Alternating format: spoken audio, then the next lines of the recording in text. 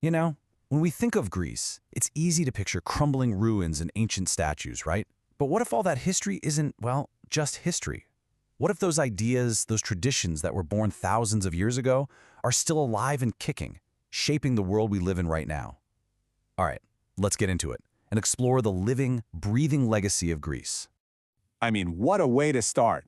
This line really invites us to see Greece as something more than just a vacation spot. It's a place where every myth, every piece of history is woven into modern life. The past isn't something buried under the ground, it's literally in the air you breathe. So, that's the big question, isn't it? How does it all connect? We're going to go way beyond the postcards to really get into the cultural DNA that Greece gave the world. It's kind of like a code that's still running the software for everything from our governments to our movies. So where did all this start? Well, you could say that a huge part of our modern world was first sketched out on this little peninsula thousands of years ago. See, the Greeks didn't just build temples, they built the entire framework for Western civilization. Think about how absolutely wild this idea was at the time. You've got a world full of kings and emperors, and suddenly the Athenians come along with this revolutionary idea, democracy. Now, of course, it wasn't perfect, it left out women and enslaved people, but that core concept that citizens should be in charge, that was a game changer that would echo for centuries. And what's just incredible is how fast all of this happened. In just a few hundred years, Greece gives us the Olympic Games, a model for peaceful competition, it gives us democracy, and then it gives us philosophy. The work of guys like Aristotle and Socrates became the very foundation for logic, for science, even for modern medicine. Greece really did teach the world how to think.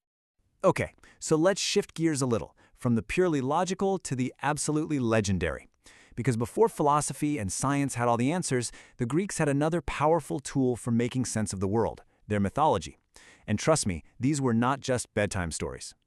Right, so you have to understand, these myths were like a complete cultural operating system. They were trying to answer the biggest questions out there. Why do we have to suffer? What does it mean to be brave? What happens after we die? This was the original shared universe, a whole tapestry of stories that gave everyone a common language for what it means to be human.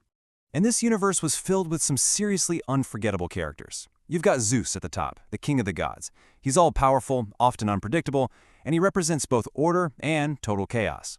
Then you have someone like Athena, the goddess of wisdom and strategy. The fact that she was born fully formed from Zeus's mind tells you everything you need to know about how much the Greeks valued pure intellect.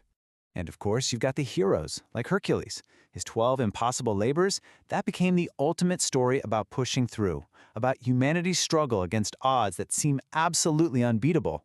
And the influence of these stories, it is just staggering. The Romans basically adopted them wholesale. They sparked this massive explosion of creativity during the Renaissance. And honestly, just look at any superhero movie today. The DNA of these Greek myths is all over them. The stories aren't dead. They just have different names now. Okay, let's bring it all down from the heavens and back to Earth.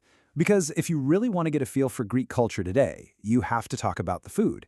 But even more than that, you have to talk about the deep connection between food and just being together. First off, just look at this number. We're talking about the 5th longest coastline on the entire planet. So is it any surprise that the sea is the foundation of the Greek diet? That connection to the water is ancient, and you can still taste it on the plate. And what's so great is how simple the diet is. It all starts with olive oil. Seriously, it's the foundation for everything. You add some fresh tomatoes, cucumbers, feta, olives, boom, you've got a classic salad. You've got grilled octopus right by the sea. And of course, you have souvlaki, the perfect street food. There's a reason this is considered one of the healthiest diets in the world. But this quote, this really gets the heart of it all.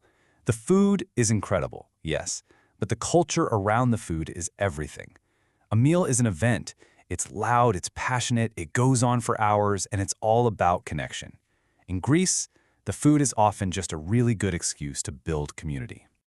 So that brings us to today. How do all these different threads, democracy, mythology, community, all weave together in modern Greece? Well, you see it everywhere.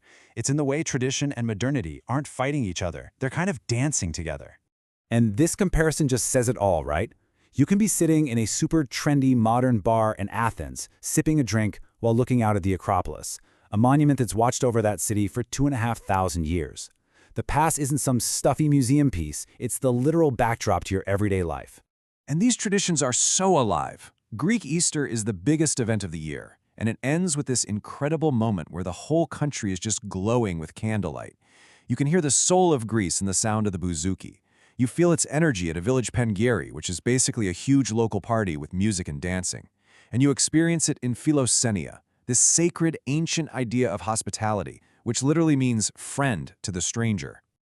So when we wrap this all up, it leaves us with a pretty cool thought. Whether it's the democracy that shapes our governments, the myths that inspire our favorite stories, the philosophy that frames our questions, or just the simple joy of sharing a meal with people you care about, these ideas born in Greece are still very much alive in all of us. So the real question is, which one do you see the most in your own world?